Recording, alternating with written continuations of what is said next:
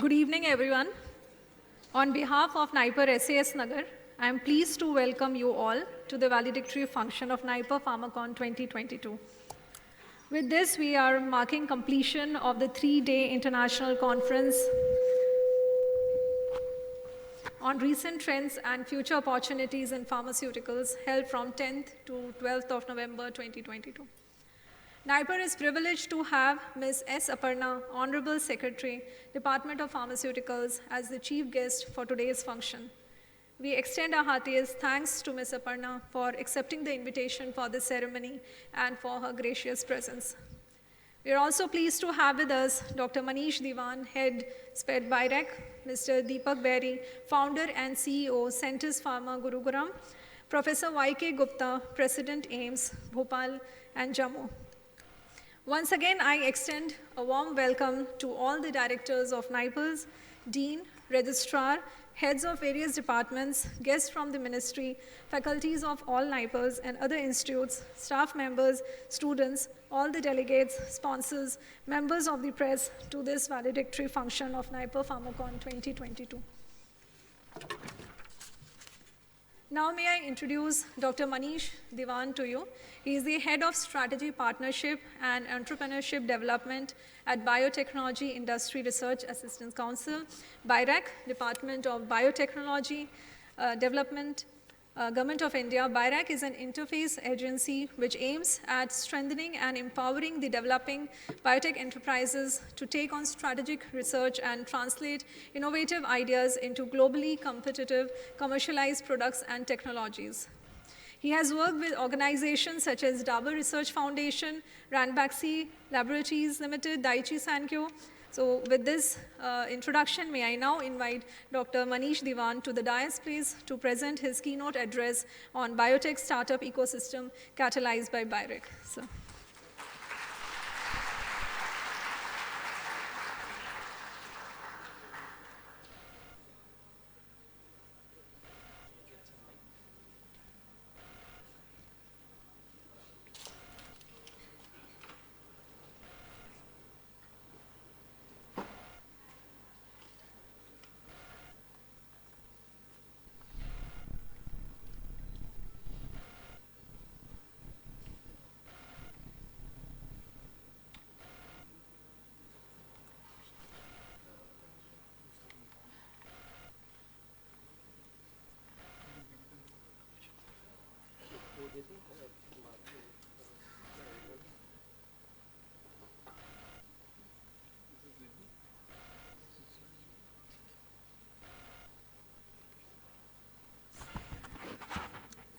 Good evening, everyone.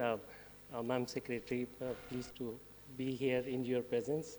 I see all the directors supporting the NIPER Mohali, the faculty, some of my friends, contemporaries, colleagues, students, and some startups and industry representatives. It's a very pleasant moment to be here, being a pharmacist, myself, and be able to share some of the developments that are happening across the country in order for the students, faculty, and the next generation of researchers to be able to cognizant of the fact that what is there, which is happening, and how you can integrate and kind of contribute back to the development of the entire biotech sector in the country.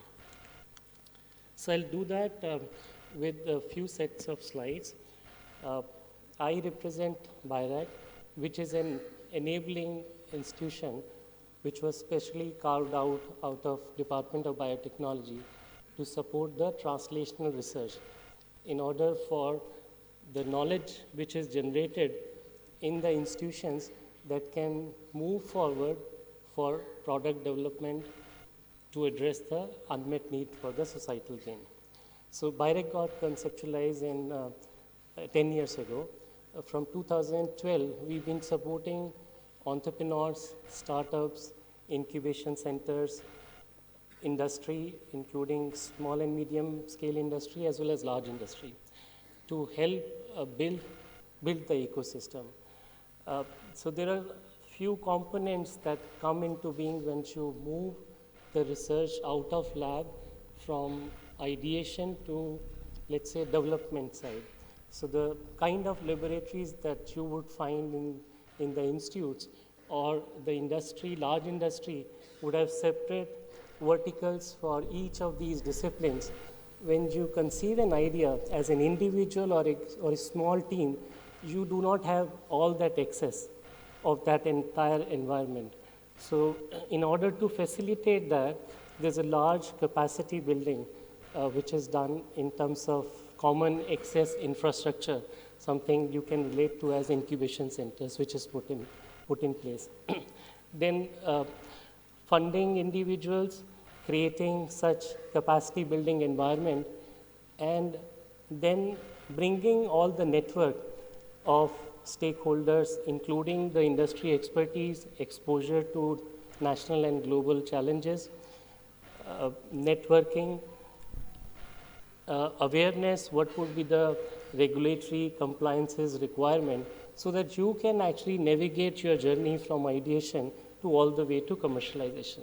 So in the 10 years, if you look at, there's a sea change that has happened, not just because of one single agency, but it's an ensemble of activity and support from all ministries, departments, stakeholders that have come together as a nation, where we see a large number of footprint, especially in the biotech sector, that has increased in terms of number of startups, number of incubation centers, ideas moving forward, yielding products which have reached to commercialization stage, as well as, I think more importantly, collectively, the bioeconomy of the country has also seen a dramatic change.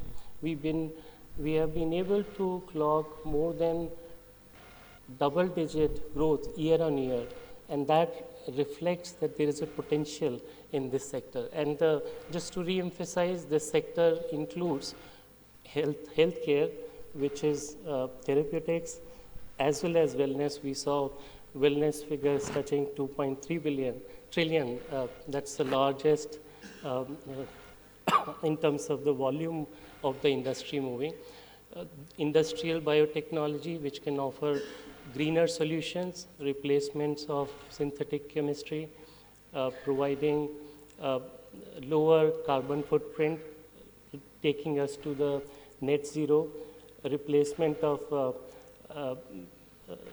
non-renewable biofuels with, let's say, blending of ethanol, bioplastics, biofertilizers, waste to value, circular economy, and clean energy. So there's an ensemble of activities which can be integrated through the biotech ecosystem.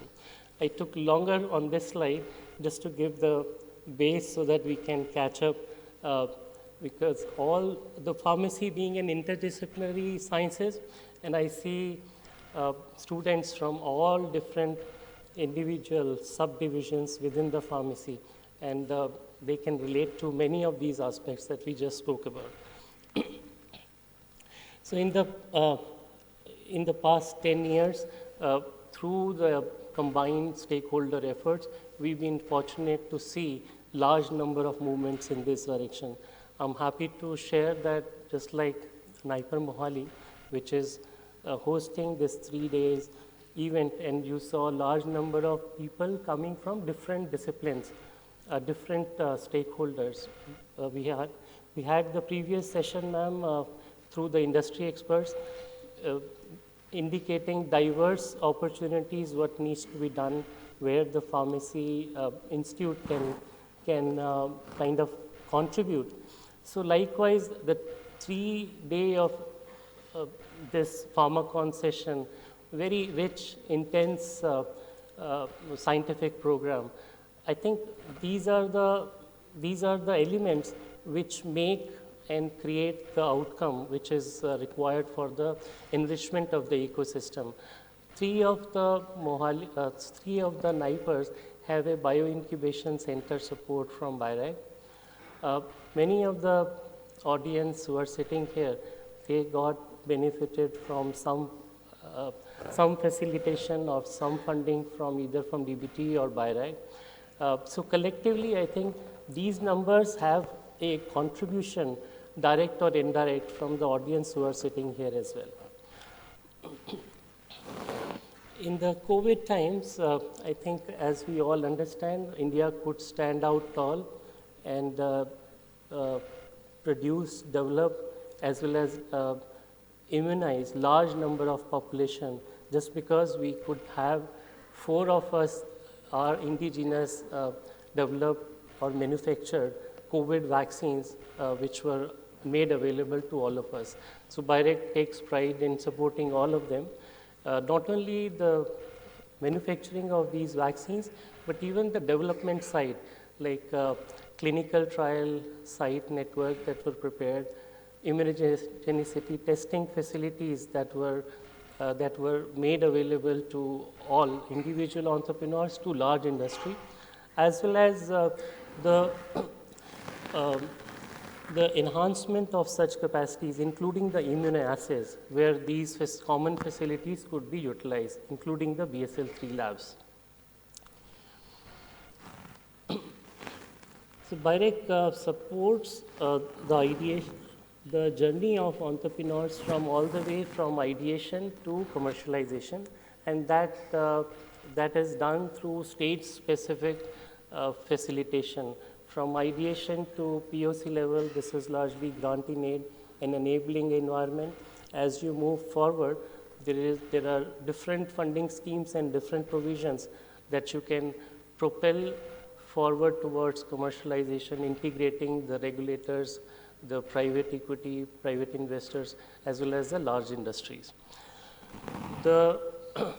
As I mentioned about incubation centers, so now we have a footprint of 74 incubation centers in 21 states and catering to different subspecialization within the biotech domain, including the pharma, life sciences, medical devices, diagnostics, fermentation based, or the agri-tech space. This has actually been able to harness the talent which from across different regions and different states. Even we see the aspirants who are willing to tread difficult path of biotech entrepreneurship. That is evident from the graph in the middle.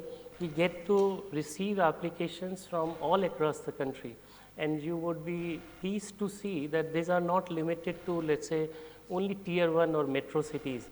More than 50% of such applications are received from tier 2, tier 3 cities, as well as we have kind of mapped about 38 aspirational districts also are part of this, and this is increasing as we move along. This reflects in the number of new biotech startups that get seeded, and we can see there is a year-on-year healthy growth in such new startups getting seeded. These are various funding provisions that we provide.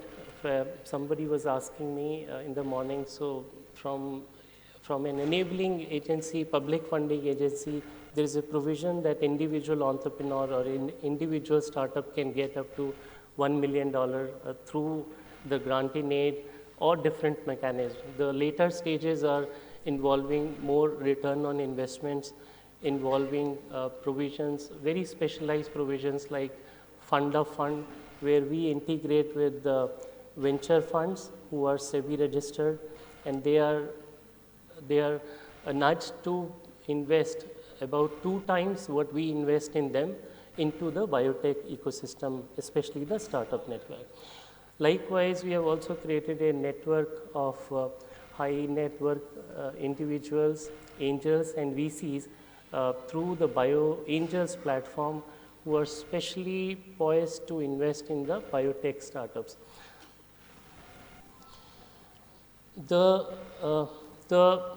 It's easier to say that it needs to be done, but once we get to see that people who are trying their efforts in these biotech startups are able to actually gain from their endeavors, and we get to see that in our own experience, those particular startups who got funded, they've been able to raise close to 5 to 10 times through private investments from angels and venture capitalists. So that's a very healthy sign.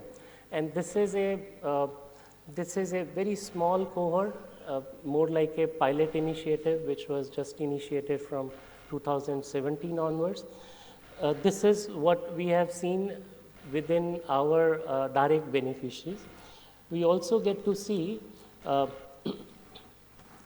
show you that slide later, maybe in the eyes of others, like once the third person evaluates whether or not that the private investor finds a value in those propositions or not, that is also evident. This particular slide emphasizes that being a Government of India enterprise, we have the ability to integrate with all ministries, departments across the public sector, as well as private sector, which includes industry, investors, regulators, philanthropic agencies, both national as well as international. So all that power or all that network is made available to individual entrepreneur or individual startup who gets integrated into the ecosystem. So to enable and empower them to compete and become globally relevant. The competence or the comparison of the solution that we've been trying to generate as an individual startup or an entrepreneur or a PI in the lab, we must keep an eye that this endeavor is relevant not only for today, but for 5 years, 10 years down the line as well, because the competitive scenario would evolve and would change. So it is important that we need to know not only what's happening in next door, but as well as outside the country too. So a conscious effort is made for a global exposure to the startups and the propositions that are getting developed, so that they become internationally relevant. We take people out, startups, for that exposure outside the country, but we also create provisions that all startup, all the ecosystem can come together and learn from each other's experience, peer-to-peer learning, knowing of the best practices, networking, collaborations. This is Biotech Startup Expo that was organized in June this year. Honorable Prime Minister Ji inaugurated it, and we are also looking forward to something similar which is forthcoming by Department of Pharmaceuticals for the medtech startups and the medtech industry, I think in December or early January. So this is a biotech e-portal showcase that has been created, which is available in public domain. It lists up to at present 750 such innovations by startups and entrepreneurs. Maybe worth a while to browse through and see what kind of innovations people are carrying forward or developing through this biotech ecosystem and their endeavors. So maybe people who are wanting to move this side of the translational research, thinking of integrating with the startup ecosystem, might want to have a look. Yeah, this slide I was wanting to emphasize that not only in the eyes of, let's say, BIRAC being a direct supportive of some of the technologies, the startups have also been able to raise follow-on funding, which is outside public money, public grants. These are from venture capitalists, both from India as well as outside India. I think we've been hearing about unicorns. Probably that's a buzzword. Maybe all of us would have heard that. There are about 107 unicorns in the country as of today. In fact, today there is also an article that the government has called Invest India as Prime Minister's own first unicorn. So I think that would make it 108 though, but 107 are there. Why I mentioned about unicorns is that among these 107, we don't have much presence from the pharma side or the healthcare side. We only have just about 4, which are more towards services sector, SaaS based or e-services basis. We need to see more number of startups reaching that scale, and with the deep tech and technology-led scalable startups which can beat the current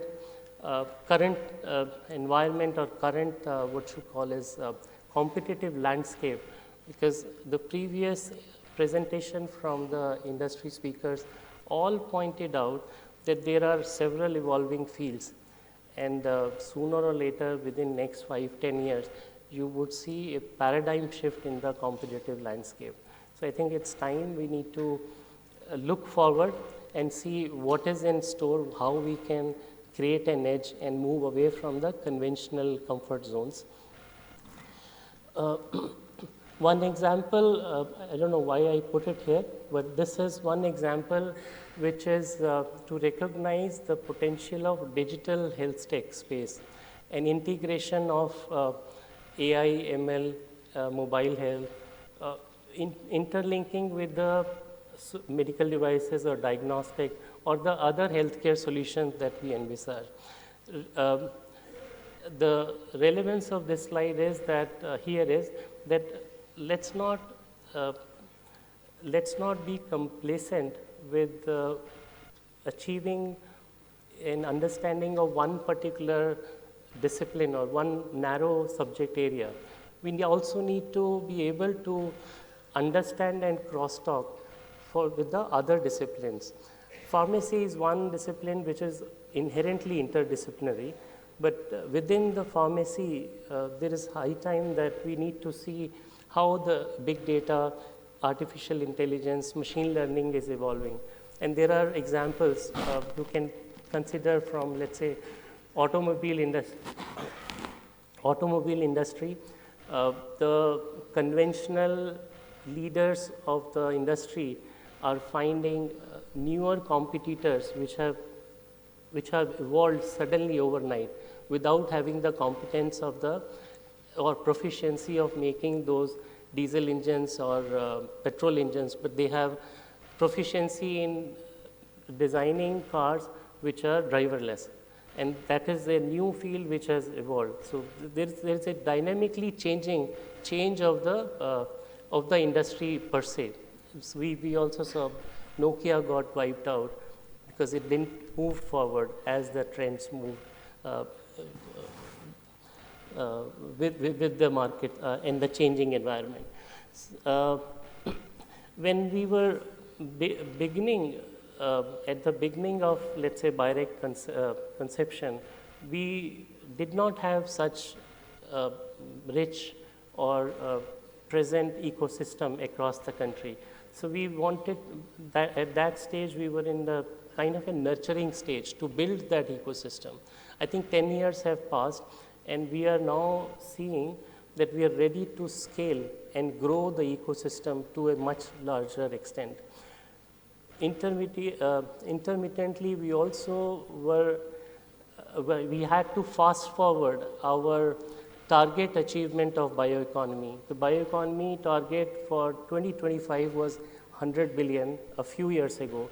That got upsized to 150 billion bioeconomy target by 2025.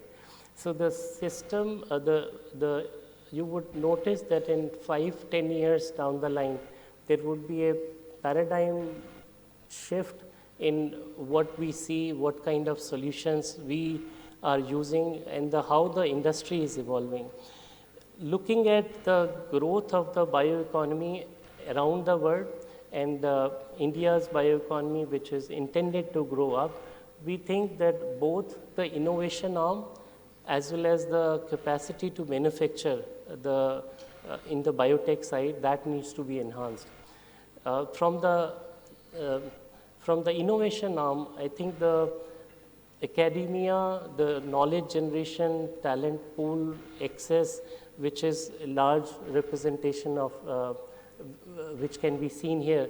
That is the power that India has, and that is a dependable asset. And not only our country, but across the ecosystem, across different countries, they are looking India as global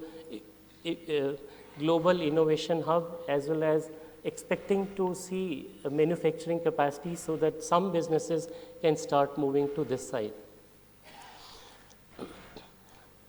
As I mentioned, we saw the movement of bioeconomy substantial increase, even in the COVID days, when we saw either stunted growth or negative growth in various other sectors.